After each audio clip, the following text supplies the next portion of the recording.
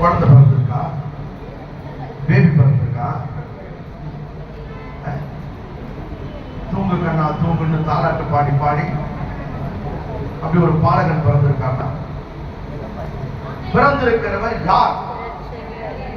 இங்கே தேவ தூதன் 3 வித்தியாசமான வார்த்தைகளை பயன்படுத்துகிறான்.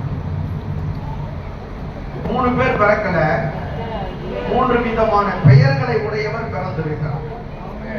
3 விதமான பெயர்களை உடையவர் பிறந்திருக்கிறார். 3 விதமான தன்மைகளை உடையவர் பிறந்திருக்கிறார். 3 பேர் பிறக்கல, ஒருத்தர் தான் பிறந்திருக்கிறார். அந்த ஒருவருக்கு 3 வித்தியாசமான பெயர்கள். அந்த ஒருவருக்குள்ளே 3 வித்தியாசமான தன்மைகள். நல்லா கவனிங்க. இன்னைக்கு நம்ம வீட்டுல ஒரு குழந்தை பிறக்குதுன்னா நம்ம வீடு மட்டும் தான் கொண்டாடும். உங்க குடும்பத்துல ஒரு குழந்தை பிறந்திருக்குன்னா உங்க குடும்பம் மட்டும்தான் அந்த குழந்தைக்கு பர்த்டே கொண்டாடும். ஆனால் என் ஆண்டவராகிய இயேசு கிறிஸ்துவுக்கு உலகமே அவருடைய பர்த்டே கொண்டாடுகிறார். அப்படி சிறப்பு பெற்ற ஒரு குழந்தை நம்முடைய ஆண்டவராகிய இயேசு கிறிஸ்து. மகாத்மா காந்தி அடிகளார் இந்தியாவில் பிறந்தார். அவருடைய பிறந்த நாளை இந்தியா மட்டும்தான் கொண்டாடுகிறது. அமெரிக்கா, ஆப்பிரிக்கா, ஐரோப்பாலாம் கொண்டாடுது. பேரறிஞர் அண்ணா தமிழ்நாட்டிலே பிறந்தார். அண்ணாவின் பிறந்த நாளை தமிழ்நாடு மட்டும்தான் கொண்டாடுகிறது. ஆந்திரா, கர்நாடகா இதெல்லாம் கொண்டாடல. ஆனால் நமது ஆண்டவராகிய இயேசு கிறிஸ்துவினுடைய பிறப்பை ஒரு ஊர் கிடையாது, ஒரு நகரம் கிடையாது, ஒரு நாடு கிடையாது, அகில உலகமே கொண்டாடுகிறது. அப்ப ஒரு குடும்பத்துல ஒரு பிள்ளை பிறக்குதுன்னா அந்த குடும்பத்துக்கு அந்த குடும்பம் மட்டும் தான் கொண்டாடும். ஆனால் இவருடைய பிறப்பை இன்றைக்கு உலக நாடுகள் எல்லாம் கொண்டாடி கொண்டிருக்கிறது. அல்லேலூயா. Praise the Lord. யோசித்து பாருங்க அன்பானவர்களே, நம்முடைய வீட்டுல ஒரு குழந்தை பிறக்குதுன்னா அந்த வீட்டுக்கு மட்டும்தான் சந்தோஷம். உங்க குடும்பத்துல ஒரு குழந்தை பிறக்குதுன்னா அந்த குடும்பத்தாருக்கு மட்டும்தான் சந்தோஷம். ஆனால் என் ஆண்டவராகிய இயேசு கிறிஸ்துவினுடைய பிறப்பு 10ஆம் வசனம் சொல்லுகிறது, எல்லா ஜனத்துக்கும் மிகுந்த சந்தோஷம். அப்போ நம்ம வீட்டுல ஒரு குழந்தை பிறந்ததுன்னா அந்த வீட்டுக்கு மட்டும்தான் சந்தோஷம், இல்ல பக்கத்து வீட்டுக்கெல்லாம் சந்தோஷம் வராது. ஆனா இங்க என் ஆண்டவர் பிறந்ததினாலே எல்லா ஜனத்துக்கும் மிகுந்த சந்தோஷத்தை கொடுத்து இருக்கக்கூடிய ஒரு பிள்ளை. அப்படிப்பட்ட ஒருவர் தான் இன்றைக்கு பிறந்திருக்கிறார். பிறந்திருக்கிறவர் சாதாரணமானவர் அல்ல. பிறந்திருக்கிறவர் சர்வ சாதாரணமான ஒருவர் அல்ல. பிறந்திருக்கிறவர் சராசரி ஒரு மனுஷன் அல்ல. பிறந்திருக்கிறவர் உங்களை போல என்னை போல ஒருவர் அல்ல. பிறந்திருக்கிறவர் அசாதாரணமான ஒருவர். பிறந்திருக்கிறவர் மகா பெரியவர். சரிங்களா? சோ பிறந்திருக்கிறவர் யார் அப்படின்னு பார்த்தா அங்க 11ஆம் வசனத்துல தூதன் சொல்லுகிறார், இன்று கர்த்தராகிய ஒன்று கர்த்தர், இரண்டாவது கிறிஸ்து, மூன்றாவது கிறிஸ்து என்னும் இரட்சகர் உங்களுக்கு தாவீதின் ஊரிலே பிறந்திருக்கிறார். அப்ப முதலாவதாக கர்த்தர் பிறந்திருக்கிறார். சொல்லுங்க, யார் பிறந்திருக்கிறார்? ஒரு குழந்தை பிறக்கலைங்க. யார் பிறந்திருக்கிறார்? கர்த்தர் பிறந்திருக்கிறார். கர்த்தர், the Lord has been born. கர்த்தர் பிறந்திருக்கிறார். இந்த கர்த்தர் என்ற வார்த்தைக்கு சரியான அர்த்தம் என்ன? காலமாக நீங்களும் நானும் கர்த்தர் கர்த்தர் கர்த்தர் கர்த்தர்னு சொல்லிக்கிட்டு இருக்கோம். வெளியில இருக்கிறவங்க கூட நம்மளை பார்த்து இவங்க எப்ப பார்த்தாலும் கர்த்தர் கர்த்தர் கர்த்தர்னு கத்திக்கிட்டே இருப்பாங்கன்னு கிண்டல் பண்றாங்க. ஒரு கிறிஸ்தவனுடைய வாழ்க்கையிலிருந்தும் ஒரு கிறிஸ்தவனுடைய வாயிலிருந்தும் பிரிக்கப்பட முடியாத ஒரு வார்த்தை கர்த்தர். அப்ப கர்த்தர் பிறந்திருக்கிறார் என்றால் அதனுடைய சரியான அர்த்தம் என்ன? ஒரு எளிமையான அர்த்தம் என்ன? உலகத்துல போய் கர்த்தர் பிறந்திருக்கிறார் சொன்னா அவனுக்கு புரியாது. அந்த கர்த்தர் என்பதை எளிமைப்படுத்தி சொல்லணும். அது புரியுற மாதிரி சொன்னா தான் அவங்களுக்கு புரியும். நமக்கே இன்னும் அந்த வார்த்தை என்னன்னு புரியல. ஆனா சொல்லிக்கிட்டு இருக்கிறோம். கிளிப்பிள்ளைய போல நாம பழகிட்டோம். கர்த்தர் பிறந்திருக்கிறார், கர்த்தர் பிறந்திருக்கிறார். யார் அந்த கர்த்தர்? அந்த கர்த்தர் என்ற வார்த்தைக்கு மிக சரியான ஒரு அர்த்தம் என்ன? அது ஒரு பழந்தமிழ் வார்த்தை. இப்ப நம்ம பேசக்கூடிய தமிழ் வார்த்தையில அந்த கர்த்தர் என்ற வார்த்தைக்கு என்ன அர்த்தத்தை கொடுக்கலாம்? அப்படின்னு பார்த்தா சில தமிழ் வார்த்தைகள் நமக்கு புரியாத போது ஆங்கில வேதாகமத்துக்கு போக வேண்டும். இங்கிலீஷ் தெரிஞ்சவங்க இங்கிலீஷ் பைபிளை எடுத்து படிக்கணும். அப்ப இந்த கர்த்தர் வார்த்தைக்கு, கர்த்தர் என்ற வார்த்தைக்கு ஆங்கிலத்துல லார்ட் என்ற வார்த்தை பயன்படுத்தப்பட்டு இருக்கிறது. Lord, LORD, Lord. அப்ப கர்த்தர் என்றால் என்ன?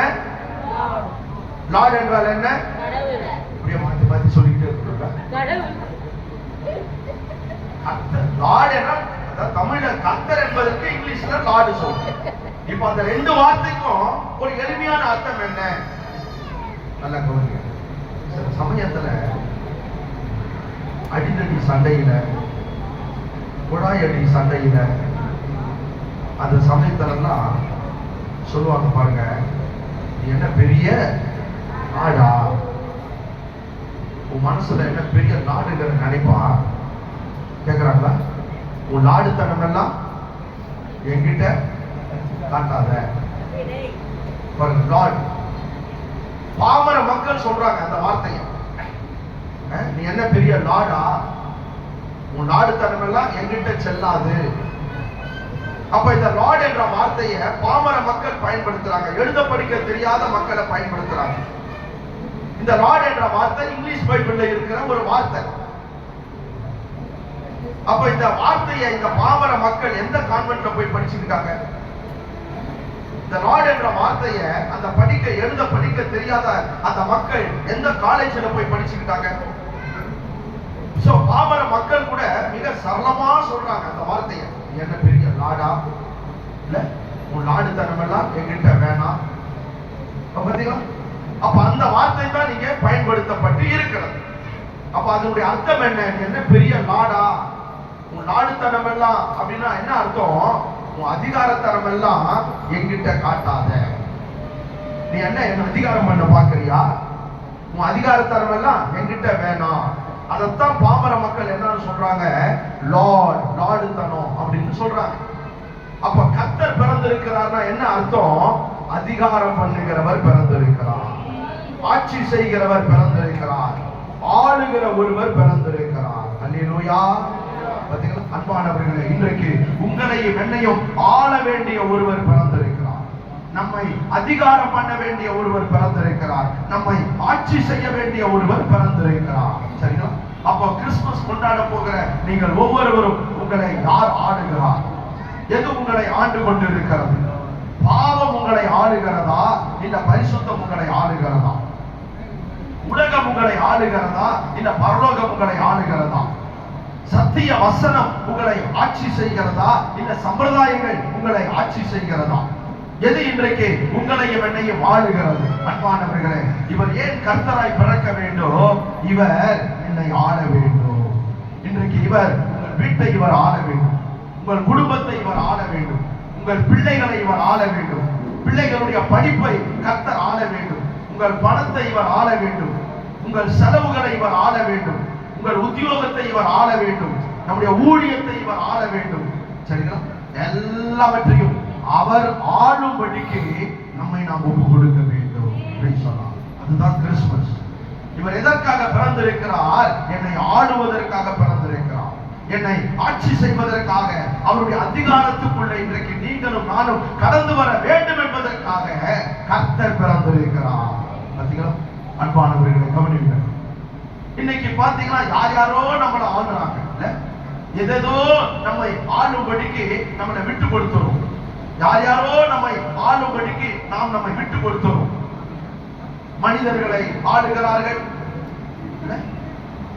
சில சமயத்துல பணபலம் நம்மை ஆளுகிறது, அதிகார பலம் நம்மை ஆளுகிறது, மனுஷர் பலம் நம்மை ஆளுகிறது, சுய பலம் நம்மை ஆளுகிறது. ஆனால் வேதம் சொல்லுகிறது கர்த்தர் ஒருவரே நம்மை ஆள வேண்டும். சில வீடுகள்ல பாத்தீங்கன்னா டாடி தான் ஆடுவார், எல்லா கீஸும் அங்கதான் இருக்கும், எல்லா கார்டும் அவர்கிட்ட தான் இருக்கும். சில வீடுகளை பாத்தீங்கன்னா டாடி டம்மியா இருப்பாரு, மம்மி தான் ஆடுவாங்க. குத்து சாவி எல்லாம் அங்கதான் இருக்கும், சாவி குத்தெல்லாம் அங்கதான் இருக்கும். சில வீடுகள்ல பாத்தீங்கன்னா டாடியே இல்ல, மம்மியே இல்ல, பிள்ளைங்க ஆடுவாங்க. கடைக்கு போயிட்டு வாடா, டூ வீலர்ல தான் போவேன், இந்த பொருள் வாங்கிட்டு வரா, மீதி காசு நான் எடுத்து விடுவேன். ஆள்றாங்க பத்தியா? இன்றைக்கு நான் சொல்லுகிறேன், டேடியோ மம்மியோ பிள்ளைகளோ அல்ல, கர்த்தர் ஒருவரே நம்மை